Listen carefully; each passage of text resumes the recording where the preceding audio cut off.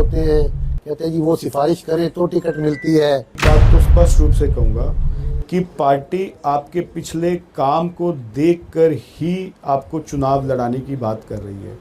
अगर मेरा नाम पैनल में आया है तो मेरा नाम पैनल में पार्टी ने रखा है, पार्टी ने मेरा पुराना काम देख के रखा है। पार्टी ने ये कहा है कि हम लोग आपके ऊपर दाव लगाएंगे, तभी उन्होंने पैनल में रखा। हरियाणा में नेता कौन है आपका? सभी नेता मेरे, तो कांग्रेस में जितने कांग्रेस के नेता सारे मेरे नेता हैं। कौन सिफारिश कर रहे हैं आपके नाम सभी की? सिफारिश करेंगे, हाईकमान के लोग भी। मेरा काम मैंने युवक कांग्रेस के द्वारा या एआईसीसी के द्वारा सभी जगहों पर, अलग अलग जगहों पर मैंने काम किया है। आपको कैसे पता लगा आपका नाम पैनल में है? गांधी जी अपने अपने सोर्स हैं, जैसे आपके सोर्स है। आपको कैसे मालूम हुआ कि पैनल में उसका नाम है? आज टिकटें ऐसे डिक्लेयर होगी। जैसे आपके सोर्स हैं वैसे ही राजनीतिक व्यक्ति के भी सोर्स हैं। नमस्कार, मैं हूं देवेंद्र गांधी और आप देख रहे हैं अभी ब्रेकिंग। दोस्तों, चुनाव चल रहा है और चुनाव जबरदस्त चल रहा है। चुनाव की तारीखें घोषित हो चुकी हैं, उम्मीदवार भागम भाग कर रहे हैं। कोई कहीं दस्तक दे रहा है, कोई कहीं दस्तक दे रहा है, कोई हमारे ऑफिस में भी दस्तक दे रहा है। और इसी दस्तक के बीच आज हमारे पास पहुंचे हैं निश्चय सोही, जो कांग्रेस की करनाल विधानसभा से टिकट की डिमांड कर रहे हैं, मांग रहे हैं, दावा ठोक रहे हैं, खम ठोक कर कह रहे हैं कि मैं नया चेहरा हूं, मुझ पर भी दाव खेल करके तो देखो। निश्चय जी, आपका बहुत बहुत स्वागत है। धन्यवाद गांधी जी। खम पूरा ठोक रखा है आपने? बिल्कुल ठोक रखा है जी, अधिकार है मेरा। मैं यूथ कांग्रेस का अध्यक्ष रहा हूँ लगभग 3 साल। उसके बाद करनाल पानीपत युवक कांग्रेस का लोकसभा का उपाध्यक्ष रहा हूँ, जो कि हमारे युवक कांग्रेस की प्रक्रिया होती है। उसके बाद हरियाणा प्रदेश कांग्रेस कमेटी का कोऑप्टेड मेंबर भी रहा हूँ। निश्चय जी, अभी आपने टिकट क्यों मांगी? अभी पीछे बाई इलेक्शन गया, 2019 का इलेक्शन गया और वहां पर कांग्रेस को कैंडिडेट नहीं मिल रहे थे, तब आपने खम क्यों नहीं ठोका? देखो, 2019 की अगर बात हम लोग करते हैं तो 2019 के लिए भी मैंने अप्लाई किया था टिकट के लिए। बट बाई इलेक्शन की अगर जो बात है, बाई इलेक्शन के लिए एक ही टिकट की बात थी। तो एक ही टिकट में सभी लोगों की एक राय ये थी कि त्रिलोचन सिंह जी को टिकट मिल जाए। तो इसीलिए सब लोगों ने अपना नाम जो है विड्रॉ कर लिया। हारना था इस सीट पर मुख्यमंत्री के सामने। ऐसा हारने वाली कोई बात नहीं, जबरदस्त लहर थी। आप अगर देखो पिछली बार की वोटों के अगर हम लोग बात करें तो इस बार जो हमें वोट मिली वो लगभग 20 से 21 हज़ार वोट जो है हमें फालतू मिली। तो मुख्यमंत्री थे वो और सरकार थी, सरकार में उन्होंने अलग अलग तरीके के हथकंडे अपनाए। उसके बावजूद भी अगर ये देखे जाए तो हमें तो 21,000 वोट की ज़रूरत थी और हम लोग उस समय भी एक अच्छी पोजीशन में थे। पर जो भारतीय जनता पार्टी की नीति है, व्यापारी वर्ग को डरा के, धमका के, किसी पे ईडी की, किसी पे किसी और चीज़ की रेट डाल के उन्होंने डरा धमका के चुनाव जीतने का काम। वो डरा के भी वोट ले लेते हैं और आप प्यार से भी वोट नहीं ले पाते। अभी देखो, लोगों में अभी जो डर है, हमारा तो प्यार है, हमें प्यार की वजह से फालतू वोट मिल रही है। इस बार हम लोग उनके लोगों को डराने के उनके बावजूद भी हमारी लोकसभा में 5 सीटें आई है।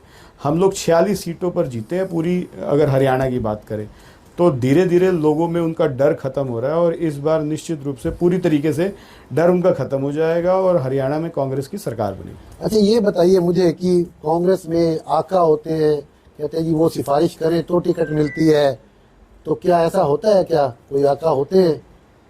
देखो, कांग्रेस के अंदर एक लोकतांत्रिक, जिसको नेता बोलते हैं, आका बोलते हैं, वो कहते हैं कि मेरे इस बंदे को टिकट दो तो टिकट मिलती है, वरना वो नीचे ही नाम रह जाता है। देखो कांग्रेस के अंदर एक लोकतांत्रिक प्रक्रिया है।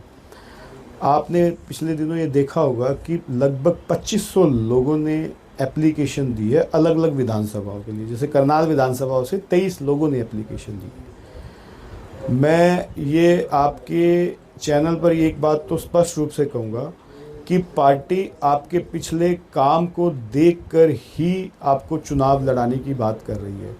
अगर मेरा नाम पैनल में आया है तो मेरा नाम पैनल में पार्टी ने रखा है, पार्टी ने मेरा पुराना काम देख के रखा है। पार्टी ने ये कहा है कि हम लोग आपके ऊपर दाव लगाएंगे, तभी उन्होंने पैनल में रखा है नाम मेरा। अदरवाइज पैनल में क्यों रखेंगे मेरा? दिव्यांशु बुद्धि राजा का तो करनाल में कोई नाम ही नहीं था, फिर उसको टिकट कैसे मिली? देखिए, अब बहुत इलाका तो होता है ना। देखो, दिव्यांशु बुद्धिराजा की जो टिकट की बात है वो युवक कांग्रेस के अध्यक्ष हैं। पार्टी एक मैसेज देना चाह रही है कि हम लोग युवाओं को साथ लेकर चल रहे हैं और इसीलिए दिव्यांशु बुद्धिराजा जी को यहाँ टिकट दी गई। ये विधानसभा में ही तो मैसेज दे सकते हैं वो दिव्यांशु को टिकट देके। देखिए उनको एक बार लोकसभा की टिकट दे दी है और निश्चित रूप से क्योंकि वो लोकसभा लड़ चुके हैं और बहुत सारे लोकल लीडर्स ने उनकी मदद करी है। अगर लोकल लीडर्स ने मदद करी है तो ये उनका नैतिक कर्तव्य है कि वो अपने, उन्होंने क्लियर भी कर दिया है कि मेरा एक नैतिक कर्तव्य है कि मैं नो विधानसभा में पार्टी जिसको भी टिकट देगी मैं उनको चुनाव जिताने का काम करूंगा। हरियाणा में नेता कौन है आपका? सभी नेता मेरे तो कांग्रेस में, जितने कांग्रेस के नेता सारे मेरे नेता हैं। कौन सिफारिश कर रहा है आपके नाम सभी की? सिफारिश करेंगे, सभी सिफारिश करेंगे। हाईकमान के लोग भी मेरा काम, मैंने युवक कांग्रेस के द्वारा या एआईसीसी के द्वारा सभी जगहों पर, अलग अलग जगहों पर मैंने काम किया है, पर देश के अलग अलग कोनों पे, अलग अलग प्रदेश में मैंने जाके काम किया है। तो मुझे आका जो है सारे ही हैं, सारे जैसे कहा जाता है कि भूपेंद्र सिंह हुड्डा जो हैं वो सुमिता सिंह के नाम की पैरवी कर रहे हैं, भीमसेन मेहता के नाम की पैरवी कर रहे हैं।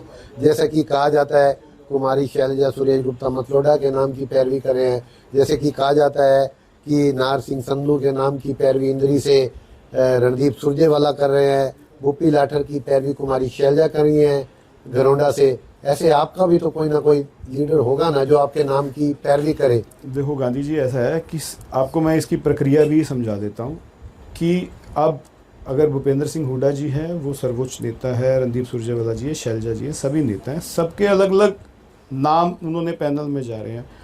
एआईसीसी ने सर्वे कराया हुआ है, स्क्रीनिंग कमेटी अपना सर्वे कराती है, वो लोग भी अपने अपने नाम पैनल, अपने अपने पैनल देते हैं अपने सर्वे के आधार पर। तो इसमें ऐसा कुछ भी ये ज़्यादा हम लोग इसके सोचें कि भाई उसने आपका नाम नहीं दिया, उसने दूसरे का नाम दे दिया, तो अल्टीमेटली जाना तो स्क्रीनिंग कमेटी में है। एआईसीसी के पैनल में अगर आपका नाम है तो वो एक नाम ऐसा रहेगा कि उसके साथ सारे नाम मर्ज होंगे वहाँ जाके। तो आपको क्या लगता है, मतलब स्क्रीनिंग कमेटी में कितने नाम जाएंगे?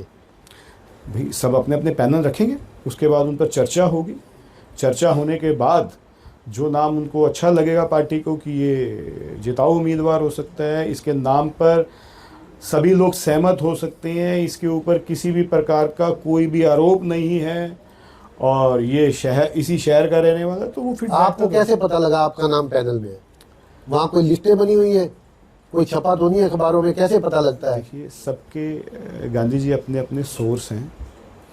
जैसे आपके सोर्स है, आपको कैसे मालूम हुआ कि पैनल में उसका नाम है? आज टिकटें ऐसे डिक्लेयर होगी। जैसे आपके सोर्स हैं वैसे ही राजनीतिक व्यक्ति के भी सोर्स हैं। हमारे पास तो कई लोग खबरें प्लांट भी कराते हैं। आप देखो, आपके पास प्लांट कराते होंगे, बट मैं आपको ये कह रहा हूँ कि मैं प्लांट नहीं करवा रहा हूँ। अच्छा, आपके अलावा किस किस का नाम है? अगर आपको ये पता है आपका नाम है तो आपको ये भी पता होगा और किसका आपने किसका नाम पिछले है। दिनों एक खबर लगाई थी, आपके पास सारे लोगों के नाम हैं, आपने तकरीबन बीजेपी की और कांग्रेस की सभी टिकटें ऑलमोस्ट आपने डिक्लेयर कर दी। आज सुबह की भी आपकी खबर थी, मेरे ख्याल जगमोहन आनंद जी को आपने बीजेपी की टिकट के लिए पूर्ण विराम लगा दिया था कि उनकी खबर मैंने नहीं लगाया, तो परंतु बाद में वो उसको क्लियर, ये तो सोर्स की बात है। अपने अपने सोर्स से हम सब लोग एक अपनी खबर अपनी बात निकालते हैं कि आज स्क्रीनिंग में, देखिए अभी स्क्रीनिंग की कल लास्ट डेट है। ये ऐसा नहीं कि पहले राउंड में नाम है, दूसरे राउंड में नाम है, तीसरे राउंड में, अगर 3-4 स्क्रीनिंग में नाम रहता है तो उसके बाद अगर सहमति नहीं बनती तो 2 नामों का डॉकेट बन जाता है, या अगर सहमति बन जाती तो 1 नाम का डॉकेट बन के फिर वो सीईसी के पीछे जाता है। मैं वो पूछ रहा था आपसे, आपके सोर्स इतने मजबूत हैं, आपको अपना नाम पता चल गया, 2 और नाम कौन से हैं? देखिए उनका नाम लेना नहीं चाहते कि बाकी लोग नाराज ना हो जाए। देखो मैं तो अपने नाम की बात कर रहा हूँ, क्योंकि मैं तो अपने लिए लड़ाई लड़ रहा हूँ, बाकी सब अपने लिए लड़ाई लड़ रहे हैं। सबका अधिकार है टिकट मांगना, क्योंकि जब लोग पार्टी में दूसरे तरीके से आपसे पूछता हूँ, सुमिता सिंह का नाम है उस पैनल में? देखिए वो सुमिता सिंह जी बता पाएंगे, वो ज़्यादा अच्छे से वो बता पाएंगे। भीम मेहता का नाम है उस पैनल में? देखो भीम मेहता जी भी अच्छे से बता पाएंगे, क्योंकि देखो टिकट के लिए सब लोग दौड़ भाग कर रहे हैं, सबको मालूम है, सबके सोर्सेज हैं। मान लो मेरे सोर्स है तो मैंने अपने सोर्स से पता किया कि मेरा नाम है। मुझे तो जितने भी 23 के 23 लोगों ने अप्लाई किए है, सभी लोगों ने एक ही बात कही है कि मेरा नाम पैनल में है। देखो जो आपके सोर्स ऑथेंटिक सोर्स है, सोर्स नहीं मैं कह रहा, जितने लोगों ने अप्लाई किया है वो कहते हैं कि हमारा नाम पैनल में है। देखो- फिर ये पैनल कितना बड़ा बन गया पैनल। देखिए जो एप्लीकेंट जिन्होंने एप्लीकेशन किया, कई बारी चीज़ें बोलना थोड़ा सा ऐसा हो जाता है कि थोड़ा उस एप्लीकेशन में भी कुछ छटाई हुई कुछ नामों पर। उस छटाई के बाद वो नाम कुछ 5-6 नाम जो भी छटाई होकर निकले, उसके बाद वो नाम गए। उसमें से जो प्रदेश के लीडर हैं उन्होंने अपना पैनल बनाया, जो एआईसीसी के लोग हैं उन्होंने अपना पैनल, प्रभारी ने अपना पैनल बनाया। तो इस सभी जो नाम हैं वो एक ही जाके स्क्रीनिंग में। अच्छा, क्या ये बात सही है कि इस बार करनाल विधानसभा पंजाबी को देने का, पंजाबी किसी उम्मीदवार को देने की तैयारी चल रही है, या इस तरह की सोच चल रही है पार्टी की, या फिर किसी भी को उम्मीदवार बनाया जा सकता है?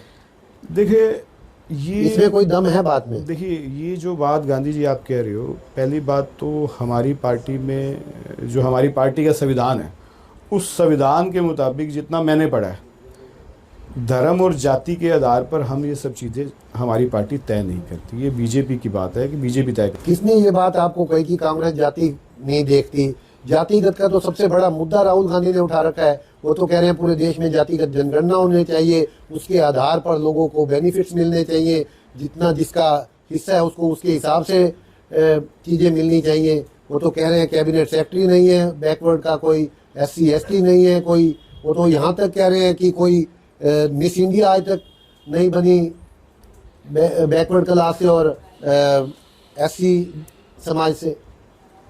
गांधी जी देखो ऐसा है कि राहुल गांधी जी ने कहा कि जाति जनगणना इसलिए जरूरी है कि सभी जातियों को प्रतिनिधित्व मिल पाए और जिनकी जितने हिस्सेदारी है उनको उतनी भागीदारी मिल पाए।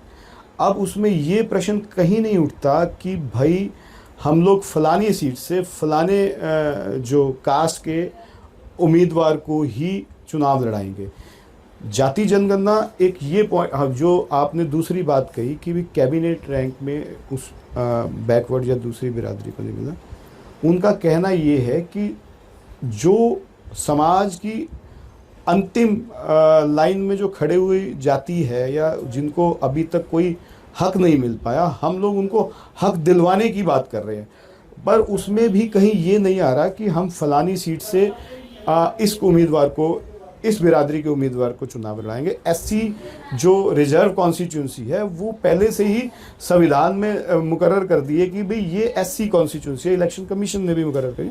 तो वहाँ पर SC कहीं बैकवर्ड, तो इसी तरीके की सब जातियों को प्रतिनिधित्व देने की बात करें। कुमारी शैलजा को मुख्यमंत्री बनाएंगे अगर कांग्रेस जो है विधायकों की बड़ी संख्या लेकर के आती है, तो SC को बनाएंगे?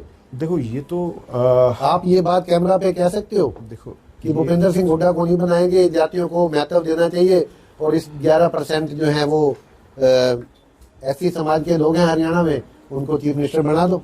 देखो ऐसा है, कांग्रेस में जो मुख्यमंत्री डिसाइड करेगा वो या तो MLA करेंगे और या पार्टी हाईकमान तय करेगा।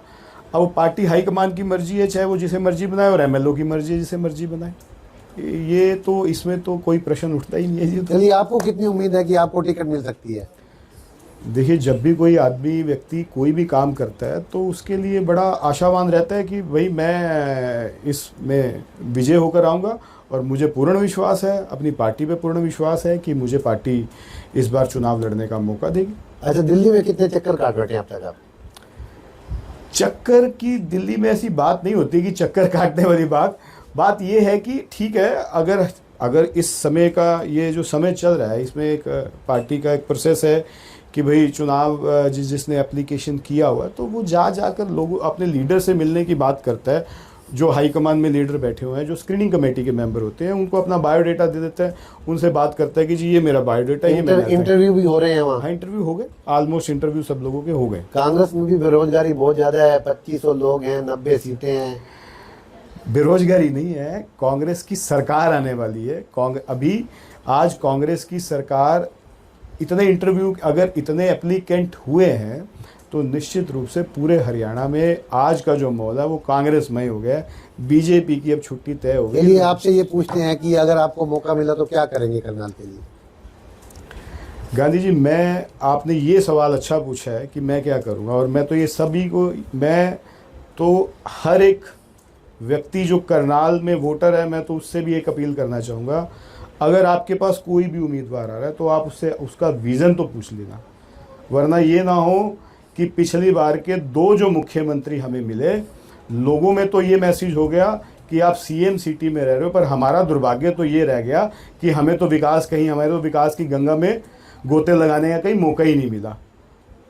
तो मेरा विज़न ये है कि मैं 50 साल आगे का शहर इस करनाल को बनाऊंगा। तो एक बार भजन लाल भी चुनाव लड़ रहे थे करनाल में, उन्होंने कहा था मैं करनाल को पेरिस बना दूंगा, और नीचे सोई कह रहे हैं कि मैं 50 साल एडवांस कर दूंगा करनाल को। देखते हैं कि इस एडवांसमेंट के लिए कांग्रेस इन पर दाव खेलती है या नहीं खेलती। जो भरोसा ये कांग्रेस में जता रहे हैं उतना भरोसा कांग्रेस भी इनमें जताती है या नहीं जताती, या हर बार की तरह कोई बड़ा नामचीन चेहरा टिकट ले उठता है। देखते रहिए अभी भी ब्रेकिंग। नमस्कार, जय हिंद, जय भारत।